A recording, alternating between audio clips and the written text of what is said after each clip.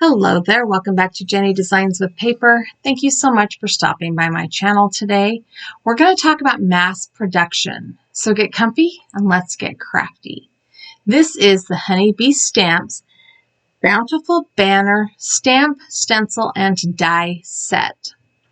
So this was not on my to-buy list until I saw the die cut. It cuts out the whole shape, like even the white areas in between. It just is gorgeous. So I'm going to use this bundle to create or to mass produce 10 cards. Ignore my nail polish being different. The first part of this video was not usable. So we're going to jump right into the ink blending. I have added my grip mat to my work surface. The grip mat will hold my sticky mat in place. The sticky mat will hold my card panel and my stencils in place. I still use some washi tape the first couple of stencils, but then I got tired of that and just held them in place. And they were probably a little less perfect that way, but that's okay.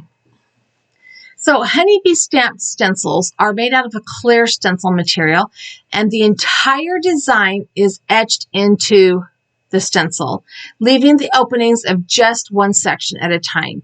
All of the stencils in this set are labeled in the top right-hand corner. There is a large flower, small flower and berries, large leaf 1, large leaf 2, small leaf 1, and small leaf 2. I did use one stencil 2 times, and then when I got done, had some plain white leaves. I had to go figure out what was going on there, but I figured it out. It all worked out in the end. This is a symmetrical image with the exception of the banner ends. So if you're wondering if you've got it lined up properly, just make sure that the banner ends are lined up and everything else will be fine. I'm using a collection of Simon Says Stamp inks to do the ink blending today. And the first panel on the big red flowers, I feel like the ink I stamped with was not quite dry.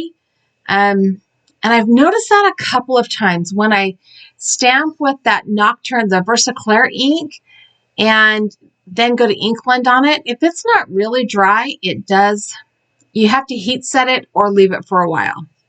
So now that we're heavy into the ink blending, let's talk about mass production. Personally, I do not mass produce except for in specific instances. Most of the cards that I make are one-ofs, or like if I'm using pattern paper and a card sketch, then they'll be kind of sort of one-ofs, with the exception of Christmas time for me. I send out or give out over 100 Christmas cards. Our mailing list, our friends and our family locally, my kids' teachers, the people my husband works with, people from church. We give out a lot of Christmas cards, and I like that. I will never not give out Christmas cards. I will admit that some years they come more as State of the Union addresses as opposed to Christmas cards, but it is what it is. So for me, it is usually one-of, except at Christmas time. At Christmas time, I tend to make 3 or 4 or 6 or 8 of one card just to, when it is easy to reproduce. And these ink blending stencils, the layering stencils, perfect for mass production. This card is actually for a friend. I have a friend who regularly purchases cards for me to send in the mail, and she needed 10 Thanksgiving cards. And I thought this is the perfect stamp to use to mass produce. So let's talk about mass production tricks. You did not see the stamping of this image because, like I said, I don't know what happened to that footage. It was just not, like my camera was wigging out and it just was not usable. But I stamped all 10 cards first. So I cut down my cardstock into quarter pieces. It's stamped on Nina Classic Crest 80 pound solar white cardstock. In case you're wondering, it's the go-to in my craft room right now. Although my ream's getting a little on the small side, I might have to pick, I don't know. I've heard a lot about hammer mill. We might have to try that out, but that, TBD. Anyway, after I stamped all 10 images, I ink blended all 10 images with one stencil. And then I went back and ink blended all 10 images or all 10 panels with the second stencil. And I continued to do that as I worked through the stencils. Once I got all the stenciling done, I added the I did the die cutting. So I did all die cutting of all 10 card panels. And then I did the sentiment of all 10 card panels. Then I cut the card bases, which I did not do on camera today, for all 10 card panels, or all 10 cards. And then I did the assembly of the card, the card panel on the card base, and the insertion of the liner on the inside, one card at a time. Okay, back to the card. For the 6th stencil, the small flower and berries, I wanted to do a little bit of glimmer, a little shimmer something or other. So I used this Lawn Fawn Gold stencil paste, which is fine. You could use acrylic paint pen. You could use a Jelly Roll pen. The only problem here is that this is when I realized I've just done 6 stencils. I've got wet stencil paste on my card base, and I have white leaves. So I put everything down, let all of that stencil paste dry, took my stencil to the sink and washed it. And then I went back through, and sure enough, there was one stencil that had no ink on it whatsoever. So I lined that up with my stamped image and went back through with the next ink. I used a blue-green ink this time. So I guess it was kind of kismet because I felt like the greens were all kind of blending together a little too well. Part of that's because I did the same leaves in 2 different color inks, but this allowed me to add a blue-green ink as opposed to a yellow-green ink, and it just kind of added a little bit more variety in the foliage of this floral image. Okay, so like I said before when we were talking mass production, everything has been stamped and ink blended, and I lied to you. First, I did the sentiment.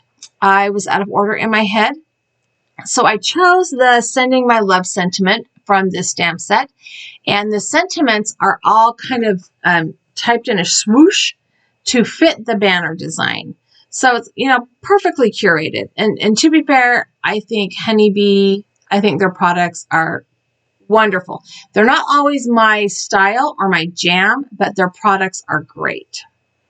So I pulled out that Versaclear ink again, and I like this for sentiments and detail work because it is usually a one and done. Like, it is such good ink that even on stamps like this that I've never used before, I get a really good stamping first time out the package. Did not have to re-ink it. Okay, so now that I have all 10 sentiments stamped, I'm going to go ahead and line up the die to send through my die cut machine. And again, all 10 cards at one time. I did tape this in place, and I had to fidget with the die a bit. And then I'm like, this is still not lining up, and I'm going to flip it around. And what do you know? Flipping it around, it lined up perfectly because that symmetrical is just off on the banner. just a tad, and that's okay. It's totally fine. But once I got that all lined up, I tacked it down with some washi tape and ran that through my die cut machine. I use a Spellbinders die cut machine, the big one that holds the full sheet of paper. And look how, this is what sold me. This die is what sold me on this bundle. Like, I love all that cut out. It is gorgeous. All right, so we're going to go ahead and attach that to the card base. And my plan originally was foam tape. I was going to put foam tape on the back of all 10 of these card panels, and I didn't. You want to know why? You can guess why. Because it took me 946,000 years to cut up enough foam tape to get on the back of this where I felt like it was not going to fall off. So the rest of them were glued flat down. Decisions were made. I stand by them. It looks great. It is still a beautiful panel. It is still a great card. It's a great product suite. I just skipped the foam tape. I'm going to use my reverse tweezers there to get everything lined up, how it looks nice to me. And insert the liner for the card. This is just copy paper. It is, well, sometimes it's the cheap 20-pound stuff I buy for my kids, and sometimes it's a better 24-pound. It just depends what I remember to cut up that day. I'm going to go ahead and put that in with some double-sided adhesive, and I'm looking at the card, and I love it, but the sentiment feels flat. So I use the die set and the coordinating banner die, as well as a different sentiment and its coordinating die. And I felt like that added a little bit more of the dimension I was looking for. I could have just cut out the Happy Autumn with its coordinating die and put it on top of that other sentiment, I think. But it just needed a little more oomph. I need a little something, something. So I went through all 10 cards and added the banner and the new sentiment, and I did like that. I did like that better. I felt like that was just a little bit more, I don't know, dramatic maybe. I don't know. So here's a close-up of the card. I hope you learned something about mass production. Thanks for hanging out with me. I have a couple of other videos here I think you might like. I've also added that subscribe button. If you have not subscribed, I would love it if you did. Give me a thumbs up, leave me a comment down below, and have a really great day.